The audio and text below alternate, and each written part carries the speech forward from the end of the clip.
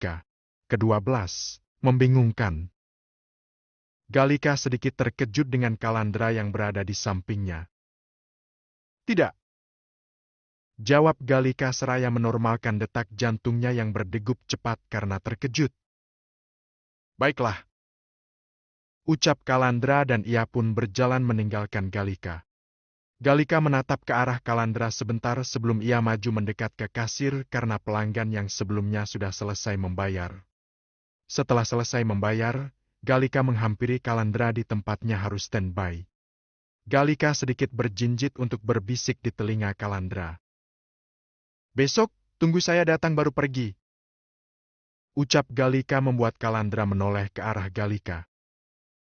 Untuk apa? Tanya Kalandra tetapi Galika tidak menjawab. Ia memilih pergi dari sana. Dasar wanita sombong! Umpat Kalandra dengan suara kecil jadi Galika dan orang di dekatnya tidak begitu mendengar apa yang dia katakan. Galika tidak langsung kembali, ia pergi berkeliling mal terlebih dahulu untuk melihat-lihat.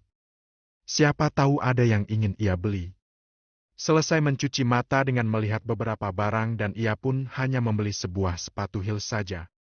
Selesai membeli barang ia pun meminta supir untuk menunggunya di depan pintu keluar mal.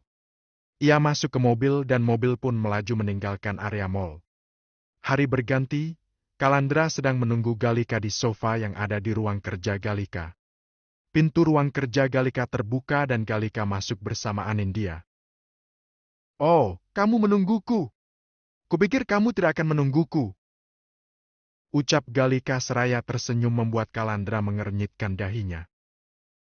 Tunggu sebentar, aku mengurus pekerjaanku. Kamu terburu-buru tidak?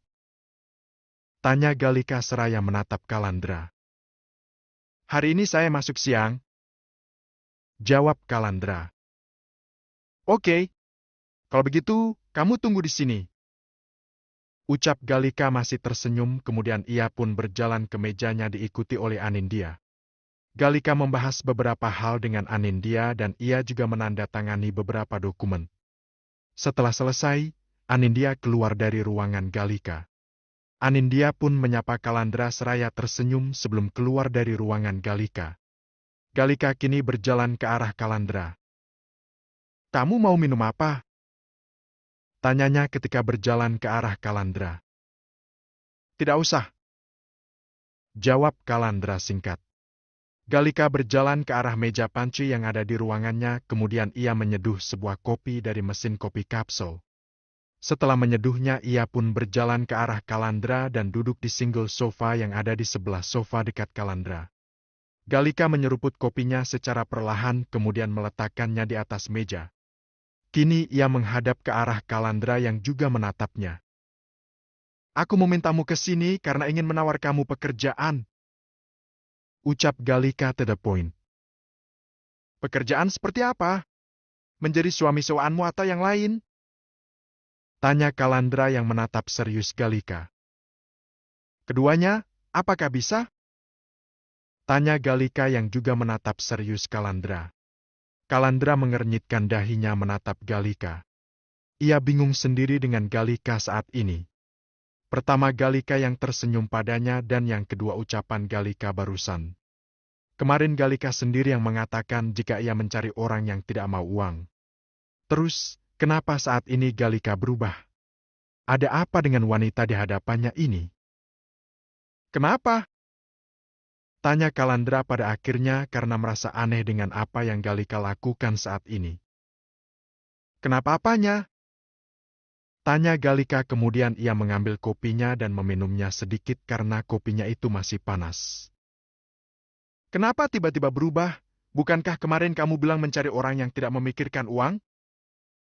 Tanya Kalandra dengan dahinya yang masih mengernyit heran. Suka-suka aku. Jawab Galika santai. Jadi, apa kamu mau menjadi suami sewaan dan juga bekerja denganku? Tanya Galika seraya menatap serius Kalandra. Berarti aku memiliki penghasilan double? Atau hanya satu gaji saja? Tanya Kalandra. Tentu saja kamu hanya memiliki satu gaji, mana mungkin dua? Ucap Galika sedikit sewot. suami sewaan dan juga bekerja denganmu, bukankah seharusnya aku memiliki 2 gaji? Tanya Kalandra. Suami sewaan tidak termasuk gaji. Itu akan ada perjanjian sendiri tentang hak dan kewajiban yang harus kamu lakukan selama kamu menjadi suami sewaanku. Dan itu tidak disebut dengan gaji karena aku sudah menyewamu. Ucap Galika. Jadi, apa yang bisa aku dapatkan? Dan, apa pekerjaan yang aku lakukan? Kamu akan menjadi sekretaris pribadiku, kamu harus banyak belajar supaya kamu pantas untuk menjadi suami sewaanku. Kamu harus bisa memiliki sikap yang membuat keluargaku menyetujui pernikahan kita. Katakan jika kamu pantas menjadi pendampingku di depan keluargaku. Ucap Galika menatap serius Kalandra. Bagaimana caranya supaya keluargamu yakin? Tanya Kalandra. Kamu harus pintar dan juga harus bertanggung jawab. Walau kamu bekerja sebagai sekretarisku, kamu harus bisa menunjukkan jika tanpa perusahaanku kamu bisa membiayai kehidupanku. Ucap Galika. Bagaimana bisa aku bertanggung jawab padamu? Aku hanya karyawan biasa, tentu saja gajiku tidak akan cukup untuk membiayai hidupmu yang pasti glamor. Barang-barang yang kamu pakai pun barang yang berkualitas dan bermerek. Ucap Kalandra tidak habis pikir dengan perkataan Galika. Mana mungkin keluarga Galika akan setuju dengan dirinya, jika dirinya sendiri hanya orang biasa saja. Apa dia harus berbohong pada keluarga Galika jika dirinya adalah anak orang kaya? Sepertinya itu tidak mungkin terjadi, karena orang kaya seperti mereka pasti akan mencari tahu kebenaran tentang keluarganya. Bertanggung jawab apakah harus dengan membiayai semua keperluanku? Tanya Galika. Jika bukan membiayai hidupmu, lantas apa? Tanya Kalandra seraya menatap malas Galika. Galika tersenyum. Aku saja menyewamu, tentu saja aku tidak memerlukan uangmu. Bertanggung jawab yang ingin keluargaku lihat bukan hanya dari segi materi saja, tapi seberapa kamu bertanggung jawab dengan kehidupanku, dari kamu yang menjagaku, dari kamu yang mengajari untuk bersikap lebih baik, atau hal-hal yang berbuah positif dari hubunganku denganmu. Ucap Galika. Kalandra menatap Galika yang kembali meminum kopinya, kini Galika meminum beberapa tegak kopinya. Baiklah, kalau itu aku bisa. Tapi semua kembali ke diri kamu. Apakah kamu mau aku atur atau tidak? Tanya Kalandra menatap Galika yang kini juga sudah kembali menatapnya. Aku suruh menurutimu? Yang benar saja. Kamu yang seharusnya menurutiku karena aku yang menyewamu. Tegas Galika. Bukankah kamu mengatakan tanggung jawab yang dimaksud seperti mengubah kamu untuk bersikap lebih baik lagi?